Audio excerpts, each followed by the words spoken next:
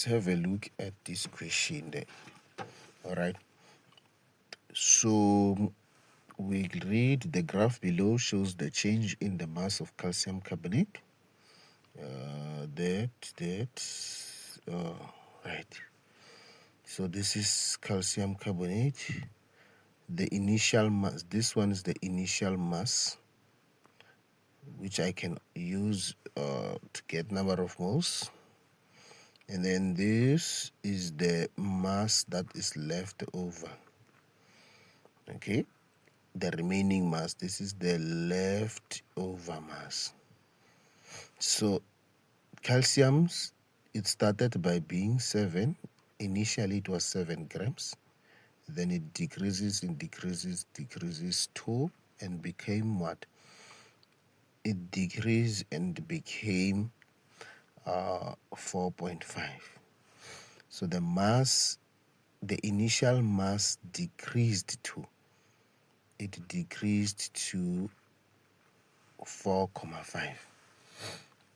So now it is now flat like this. Flat means the reaction has stopped. And how long did it take for the reaction to stop? It started being flat here. It's 3.5 minutes to 3.5 minutes. Right. So this is the mass that is left over. Right. They say, why does the mass remain constant? Then why is this flat? In other words, why is this flat here? It is because the reaction has stopped, or the reaction has come to completion. Okay. So we say it's because the reaction has stopped. The reaction has stopped, or it has come to completion. Then which one is the limiting reagent now? You see, when we look at this, it decreases, but it does not become 0, right? Where after the reaction has stopped, this is the amount of calcium that we remain with. We remain with 4.5, meaning that not all the calcium carbonate reacted, right? We remained with some amount, a specific amount reacted. Then we are left with a certain amount of calcium carbonate, according to the graph. So, meaning that now, because calcium carbonate is not getting finished, then the calcium carbonate, it is in excess, right? And because it is in excess, it means HCl is the one that is the limiting reagent. Limiting reagent is a reactant. We only identify it on the reactant side. So this one is the excess reactant, then this is the limiting reagent. So our limiting reagent is HCl, hydrochloric acid, or hydrogen chloride. Now they say write down the reacted number of moles of calcium carbonate. So it was supposed to say determine, because determine. Let's determine. Right. This was the initial number of moles.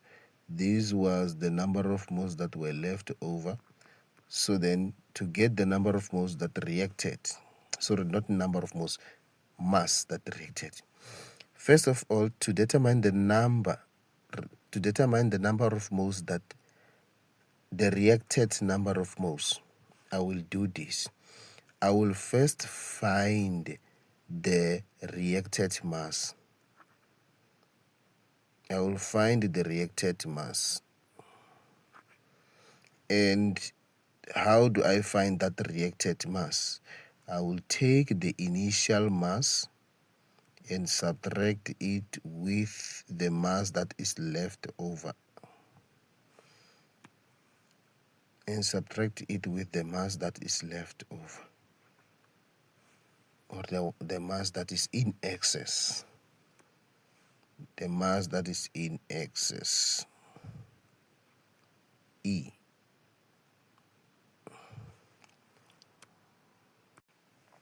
So you get the reacted mass here. So this is the initial mass. And this is the mass in excess. The mass in excess. The mass in excess means the unreacted mass, or the mass that is left over, or we call it the remaining mass, or the mass that is unused, right? So the initial mass was 7, then the final mass, or the excess, is 4.5, which gives us 2.5 grams that was used. Okay, then now the molar mass of calcium carbonate, when we calculate it, it will be calcium plus molar mass of calcium plus molar mass of carbon plus molar mass of oxygen, 3 oxygens. And the molar mass of calcium is 40 in the periodic table, plus 12. Then the molar mass of oxygen is 60. And that will give us 100 grams per mole.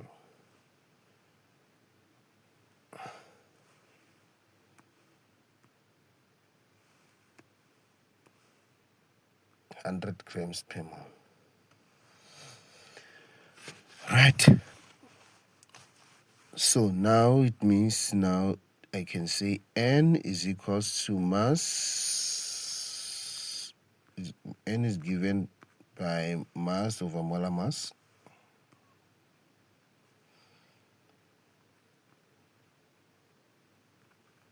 Mass divided by molar mass.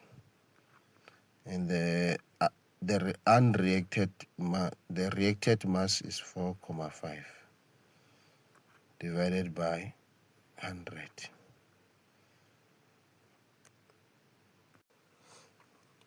So the number of moles that are unreacted is that 0.0025.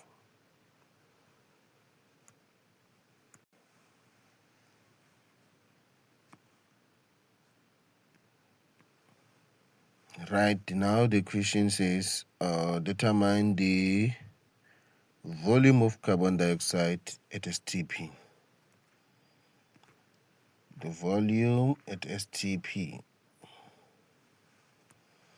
We want the volume of carbon dioxide at STP. Right. So you check.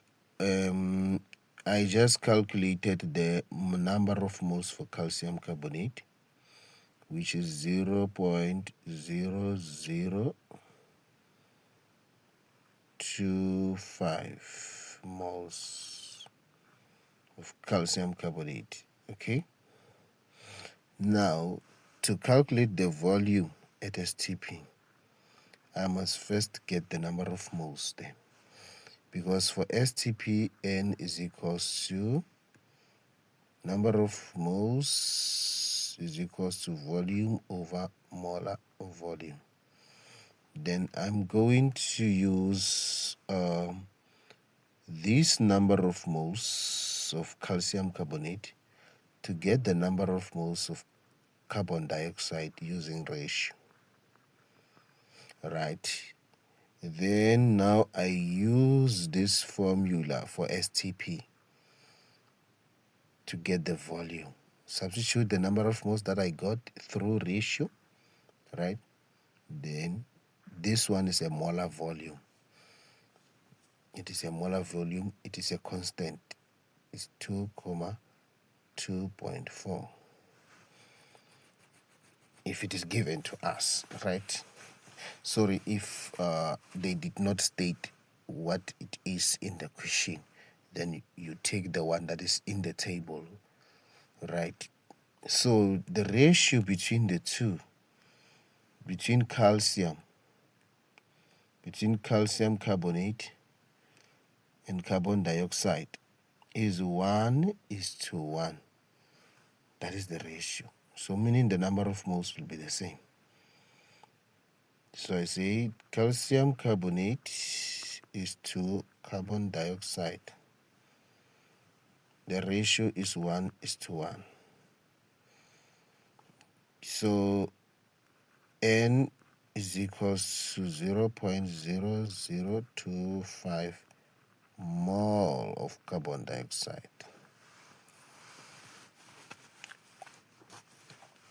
So I got the number of moles of carbon dioxide via ratio. Now I use the formula N is equals to V over Vm. The number of moles,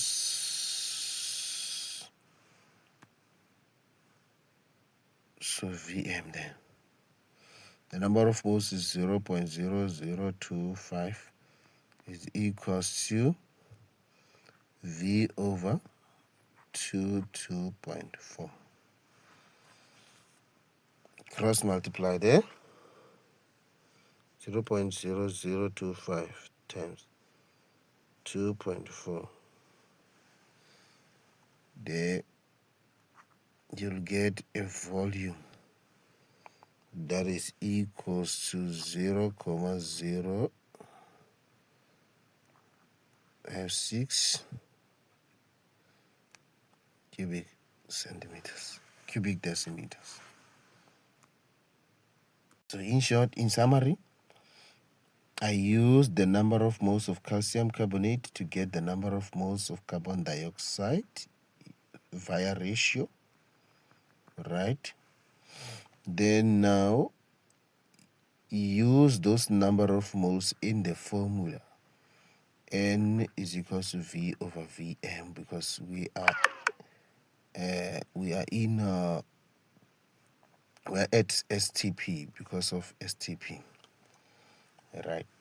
Then I'll get the volume there.